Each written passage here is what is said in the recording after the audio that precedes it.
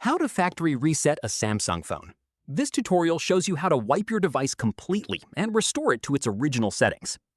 First, back up any important data before starting, since a factory reset erases everything on your device. From there, open the Settings app on your Android device. After that, scroll down and tap General Management. At this point, tap Reset. Following this, tap Factory Data Reset. From here, scroll down and review what's about to be erased. At this stage, tap Reset. Following this, enter your PIN or password to confirm it's really you. From here, tap Delete All to finalize the reset. Once confirmed, your device will restart on its own and begin wiping all data, which can take a few minutes to complete.